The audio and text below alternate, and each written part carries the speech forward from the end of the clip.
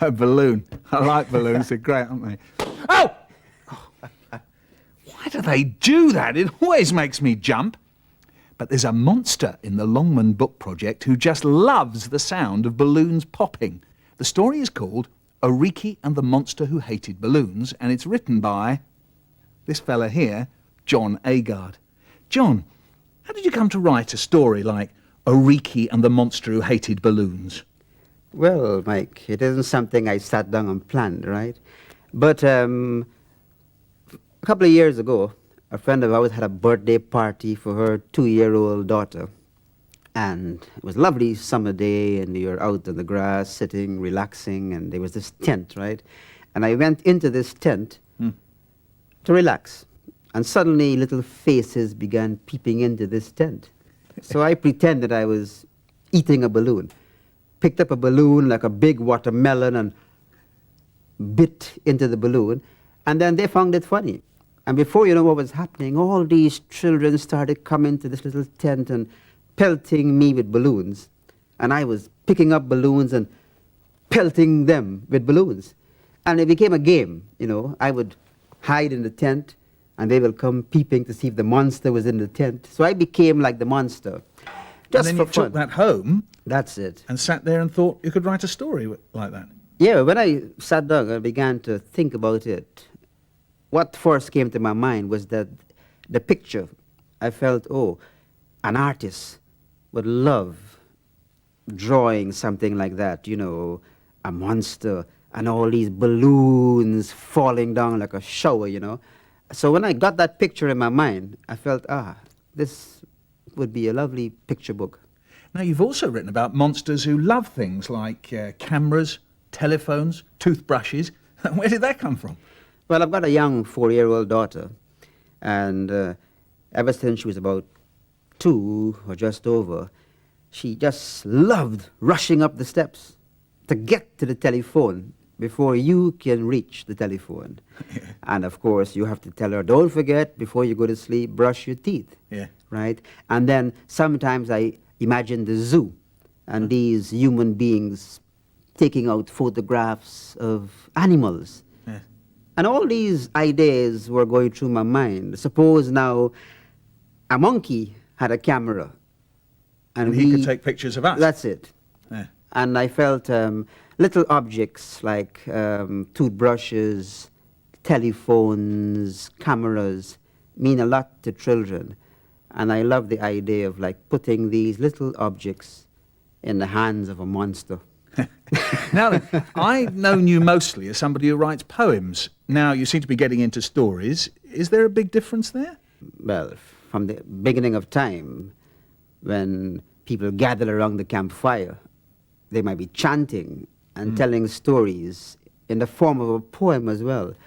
But I do see myself primarily as a poet, and I just love that movement of language, that rhythm of language, and the use of rhyme, you know, repetition, repeating things again and again. And children love nursery rhymes. You know, we all remember Jack and Jill went up the hill. So that's a little story. Yeah. You know, what happened when Jack and Jill went up the hill. So I think if you're a poet and you can tell a story, but it's happening in a poem, for me, it's exciting. So in terms of structuring the story and writing the story, the whole movement and the music and the rhythm of language, that excited me. And also this monster who's, I feel, a lovable, cuddly kind of monster. Well now, John here, he isn't just a writer of stories. When he reads them aloud, he really brings them to life, as you're going to see now. There was this monster who hated balloons. He was a very weepy-eyed monster with droopy yellow eyes going down to his cheeks, and he had a forever thinking kind of face. But in truth, And in fact, the one thought that took up nearly all this monster's thinking time was how to get his hands on a balloon. Yes, the sound of a balloon going pop was a high moment in this monster's life. That was the closest he ever came to a smile. You see, sadness was the monster's only friend, and because balloons always looked so happy, the monster really hated them. To him, they were big, silly blobs, and he could not understand why people would want to blow them up. This monster decided that the only reason was because people could not keep their happiness inside. No, they had to show off their happiness. The slightest excuse, and they're hanging balloons again, or blobs, as the monster called them. So, be so, this monster thought to himself, for this was his favorite expression whenever he decided to do something. So, be so. Let them hang, the blobs. I'll lay them low. Pop, every last one. Moonlight was his favorite time for balloon popping, but one bright summer day, Weepy Eye was walking through the streets when he spotted a big, fat, yellow balloon coming towards him on a piece of string before it made one turn in the breeze and got hooked onto a tree.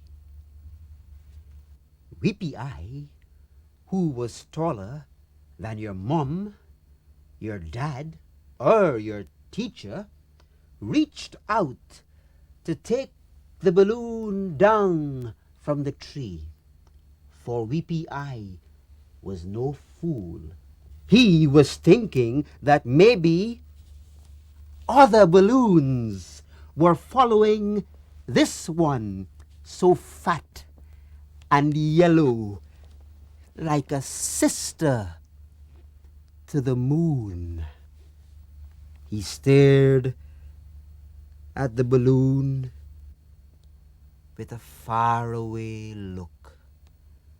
All the while, Weepy Eye was thinking, so, be so.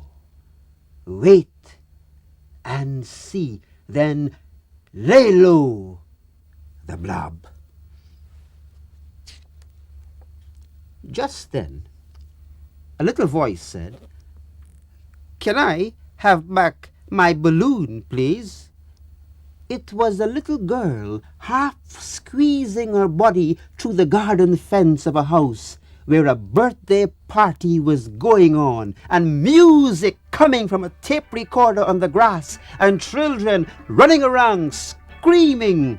Right there on the grass was a table laid out with a birthday cake and cheese sandwiches and breadfruit fritters and shining sweets and paper cups with bright drink. But it wasn't these snacks and nibbles that excited Weepy Eye at all. His droopy yellow eyes were just goggling at the sight of all those balloons lying around on the grass. Some like wriggly pink snakes, for when the children got bored, they just dropped their balloons on the grass and went back to the table for another handful of cake, or carried on chasing one another. Our friend, Weepy Eye, was wishing he could join them.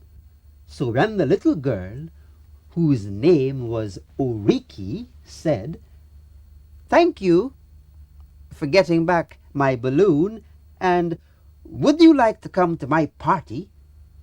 Weepy Eye felt this was his chance.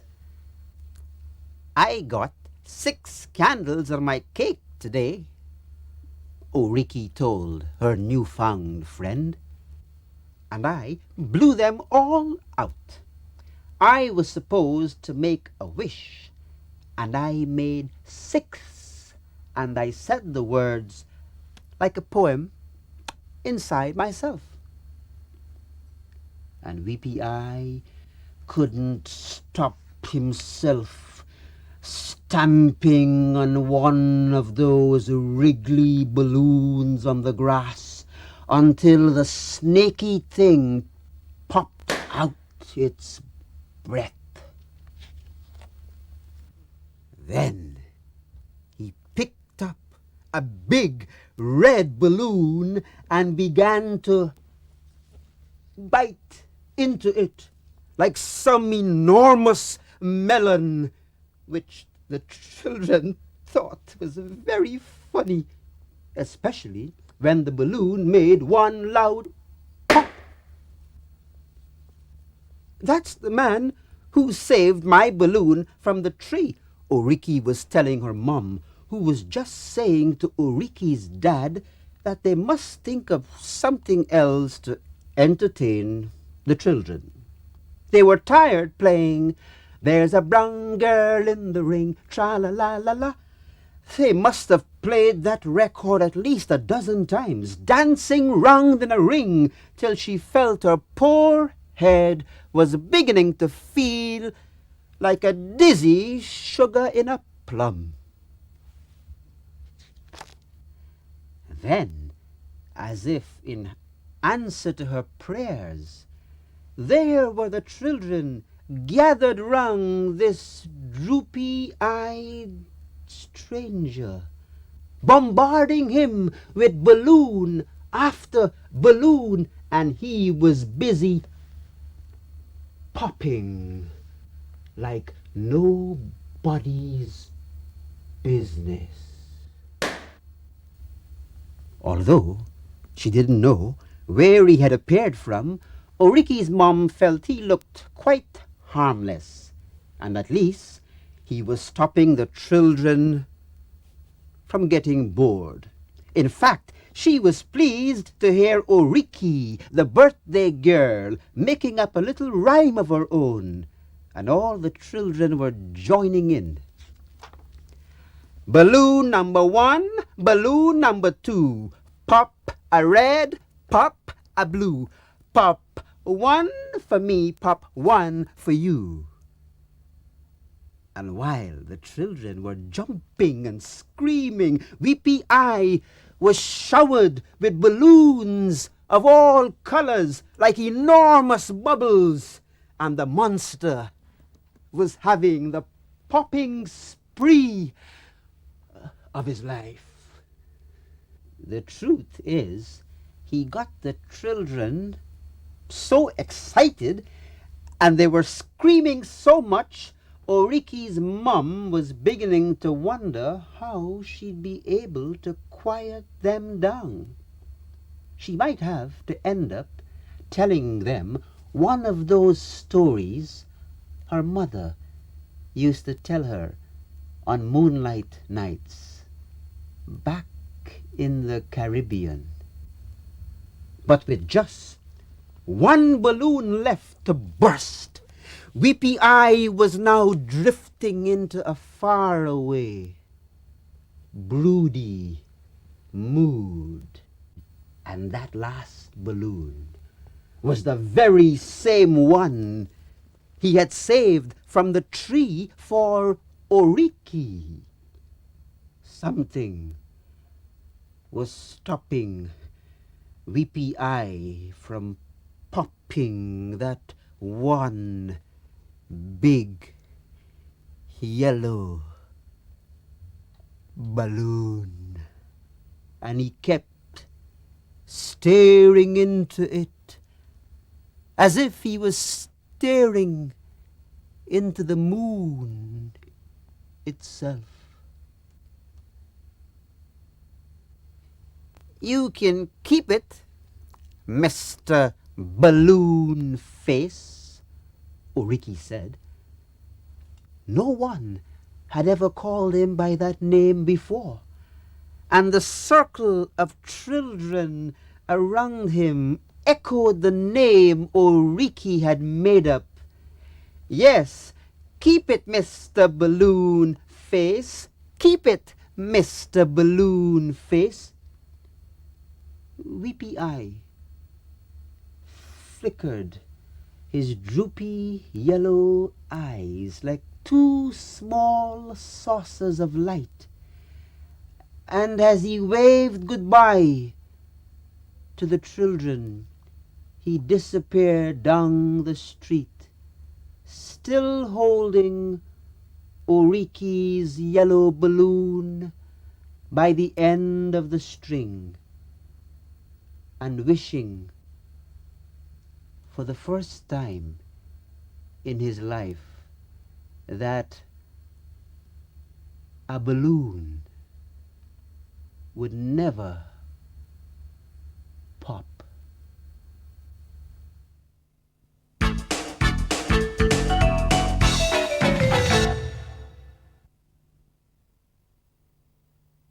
Martin Waddell, who wrote A Frog in the Throat, has also written a very different kind of story. It's called The Smugglers of Morn.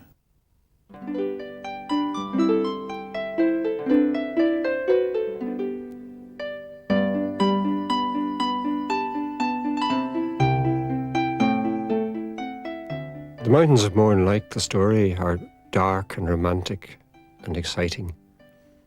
Through them runs a smuggler's path. I've walked that path. I've sat by the pools on the mountain and gazed where Nancy Bell might well have bathed. Like Tom, I've walked on the coast. I've looked at the bay where the dark ship might have come. So the story is very much from those mountains, of this place.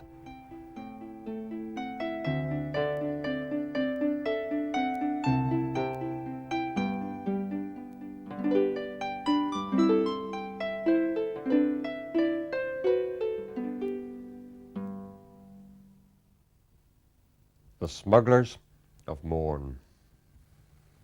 Tom Murphy was young when his father was hung. Poor Tom, poor Tom. They took Tom and tied him and hid him away in a stone cell at Ballackbeg Quay, for he was the son of a smuggler. Nancy Bell, she loved Tom well, and she came by the rocks with a key for all locks, and she opened the door, and Tom got away. Tom and brave Nancy crept away from the town to the mountains of Morn, above the Morn shore, and they hid and they waited for the dark ship to come. They ate berries and roots and drank milk from the goats in their small cave. But Ranahan found them. He saw Nancy Bell as she bathed in the stream, and he followed her back to the cave. He knew he had found where Tom Murphy was hidden. Ranahan ran to the excise man, and they made a plan to capture poor Tom, and Nancy as well, Tom's brave Nancy Bell. The moon on the morns was hiding away when the dark ship sailed into the bay. It showed no light, and it came in the night to rescue Tom and his brave Nancy Bell. The dark ship came into the cove by Green Harbour, silently, silently, in from the sea. A light,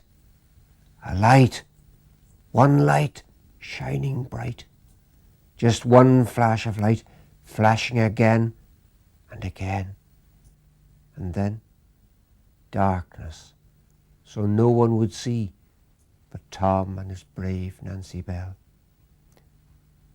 Ranaghan waited. Ranaghan watched. He saw Nancy Bell and poor Tom slip out of their cave and follow the stream down through the rocks to Green Harbour. Ranaghan climbed on his horse and he rode to the excisemen at Blackbag Quay. Alone on Mourne shore were Tom and his Nancy, Tom and his dear one, his brave Nancy Bell, and from the ship a boat pulled for the shore. Muffled oars and muffled voices, Tom and his friends on the shore, Tom and his brave Nancy Bell, and then dark shapes in the night. The excisemen with their swords and their sticks ran over the shore. Such a fight in the night. It clattered and roared, red blood in the water, the smugglers at bay, but Tom and brave Nancy, they got away. They dived in the water off Dummigan's Rock and they swam out to sea. But Ranaghan saw them, and Ranaghan peeled off his glove and he loaded his pistol and fired. Nancy Bell cried. She was hit. Tom clung to poor Nancy, and he swam to the dark ship that was waiting to take them on board. Tom and his brave Nancy Bell. Ranaghan swore on the shore, and he dashed down his glove. He was beaten. The ship sailed away from the mountains of Mourne. Tom stood on the deck, bathed in the blood of his brave Nancy Bell. Then she stirred, and she sighed as she lay in his arms, and Tom knew that he'd saved Nancy Bell. They sailed far away, and they never came back to the mountains of Mourne where they'd hidden alone. Tom and his love, his brave Nancy Bell.